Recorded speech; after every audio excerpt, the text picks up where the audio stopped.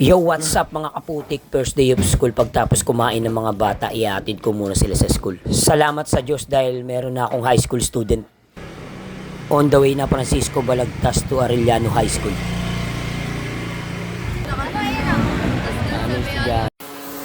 Atid ko muna si Mrs. Tapos bibili ang materyales. Lahat gagampanan ko na. Oh. Ang sarap ng good vibes. Yes, best. Bili mo na. Dumiretso na tayo sa hardware. Bali magkano? 5,450. 5,450 ah. O sige, pick up ko na para mabilis. Shoutout nga pala kay Boss Jason Cheng. May-ari ng Just Best. Dumiretso na ako ng Soler para bumili ng sealant. Wholesalan nga pala dito, mas mura pag marami. Rumekta na rin ako sa kabilang kalye. Tusoy lang ako sa Soler ng Blacksburg. Shoutout po kay Kuya. Natusoy. Yeah. Bali 498. Guys. Shoutout kay ate ah. Pagkatapos kong bumili ng materialis, nakita ko si Suki. Eh yung bibingka, magkano? Ito si Ren. Magkano sukli ko?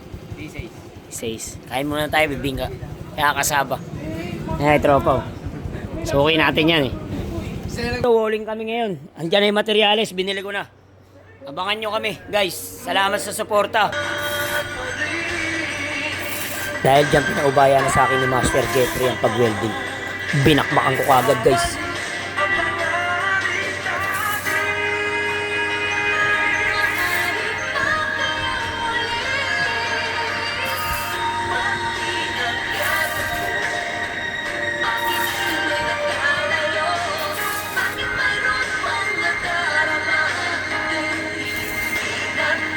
Na, guys. Tahi-tahi.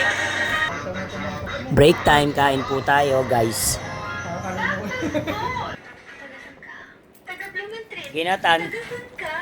Pandiinan. Engka.